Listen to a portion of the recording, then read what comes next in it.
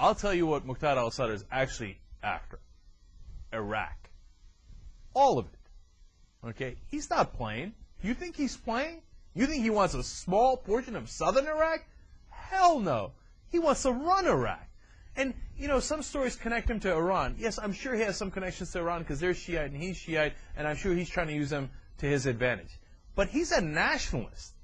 In fact, the party we support, the Supreme Council for the Islamic Revolution in Iraq, the ones that connected to Maliki and the Badr Brigade, are much more connected to Iran. They're almost run out of Iran. Okay, we handed the country over to Iran. Ironically, Muqtada al-Sadr wants to take it back from Iran. And he's a nationalist Iraqi Shiite. And will he be able to get all the way up into the Kurdish territory? Come on. No, it's not going to happen. The Kurds have their own army, Peshmerga. It's very strong. They wouldn't let Muqtada al-Sadr take it.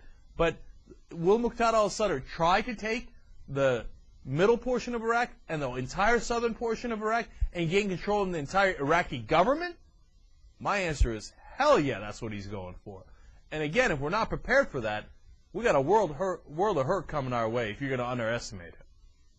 Well, and that's been the problem the whole time. You know, my boyfriend, Inspector General Stuart Bowen, love him, but he has come out and said that corruption in the Iraqi government is the real insurgency over there.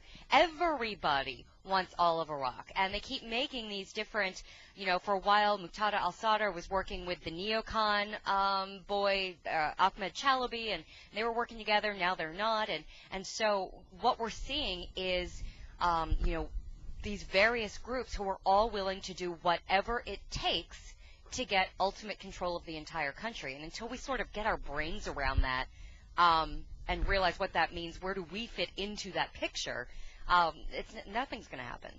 Well, look, that's a great point, Christy, and it leads to my final thought on this, which is, what do we do? I know we keep coming back to this, but what do we do? Look, we're trying for democracy, but nobody that we're working with gives a rat's ass about democracy. It's not like the Badr Brigade, who we have the closest ties to. It's not like they care about democracy. They care about running Iraq. And if they can do it through a so-called democracy that we set up, they'll do it that way. If they have to do it through the barrel of a gun, they'll do it through the barrel of a gun. If the Sadr's Mahdi army, if they can't do democracy, they'll do it through guns and bombs. The Sunnis, they wanted to take control, and they did it through. But nobody's interested in democracy in Iraq. Not even the Kurds. They just want whatever's their own piece of Iraq, or the oil, or the money, or the government. But they don't care about democracy. And we keep trying to shove it down their throat. And they're like, yeah, whatever, dude. If it suits my purpose, I'll utilize it for the moment being until you get out of my hair. So we can stay there forever, and we will not get the democracy we're looking for. So this George Bush's mission in Iraq is always bound for failure. It can never succeed because it doesn't have anything to do with the number of troops. It doesn't have to do with the violence going up or down. It has to do with a goal that is unattainable because the Iraqis don't share that goal.